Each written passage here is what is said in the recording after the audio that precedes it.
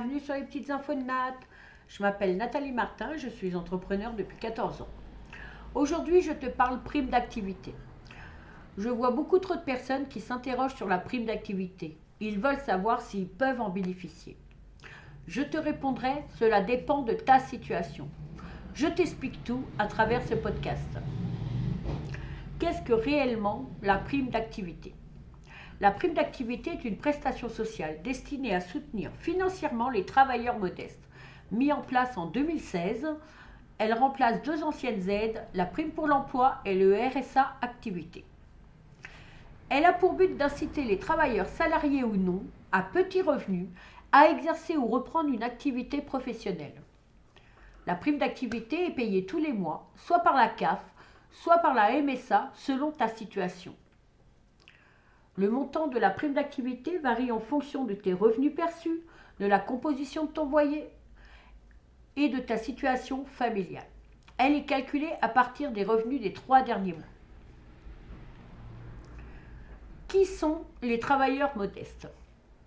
Les travailleurs modestes sont des personnes qui exercent une activité professionnelle mais dont les revenus sont inférieurs à un certain niveau. La notion de travailleur modeste est relative et varie en fonction de plusieurs critères, tels que la composition du foyer, la situation géographique, le coût de la vie, etc. Pour être éligible à la prime d'activité, tu dois remplir 4 critères. Être salarié, travailleur indépendant ou agriculteur exploitant. Avoir plus de 18 ans. Résider en France de manière stable et régulière. Et avoir des revenus inférieurs à un certain seuil qui dépend de la composition de ton foyer. La prime d'activité est destinée à te soutenir financièrement tout en complétant tes revenus relatifs à ton activité, ce qui te permet de faire face aux dépenses du quotidien. Son calcul est déterminé par le nombre d'enfants que tu as à charge. Je te précise que si tu as un conjoint, son salaire est pris en compte, auquel est ajouté 61% du montant des revenus professionnels du foyer. Cette somme peut effectivement augmenter en fonction des revenus professionnels de chaque travailleur. Comment est calculée la prime ? Le calcul de la prime d'activité dépend de plusieurs éléments, tels que tes revenus de travail, la composition de ton foyer, l'âge des enfants. Tu veux l'obtenir ? Voici les étapes pour calculer ta prime d'activité. Détermine les revenus professionnels nets du foyer. Il s'agit des revenus d'activité professionnelle, les salaires, les revenus d'activité non salariés, après déduction des cotisations sociales, des frais professionnels et de certaines autres déductions éventuelles. Ajoute les revenus dits de remplacement, perçus par l'ensemble des membres du foyer, allocation chômage, indemnité maladie. À cela, tu déduis les charges professionnelles forfaitaires qui sont calculées en fonction de la nature et de la durée de ton activité professionnelle.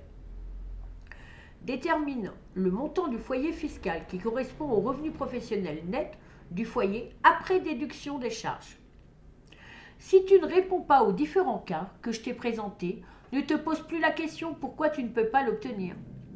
Par contre, si effectivement tu corresponds, tu peux obtenir la prime d'activité. Tu dois t'adresser soit à la CAF, soit à la MSA. Tu peux faire ta demande directement en ligne ou remplir le formulaire 15 481 étoile 01. Munis-toi de ton RIB, ton numéro de sécurité sociale, ton dernier avis d'impôt et les ressources des 3 derniers mois de l'ensemble des personnes qui composent ton foyer. On va te demander un certain nombre d'informations comme ton lieu d'habitation, le nombre d'enfants, ta situation familiale, le type de logement que tu as. Si tu veux que ton dossier soit traité rapidement, je te conseille de faire ta demande en ligne. C'est pratique, rapide et ce qui est bien, tu peux d'ores et déjà faire la simulation pour connaître le montant de ce que tu pourrais percevoir si tu en faisais la demande. Cet épisode est enfin terminé. Merci de m'avoir écouté. Si cela t'a plu, n'oublie pas de t'abonner ou de partager ce podcast. On se retrouve le mois prochain pour un prochain épisode.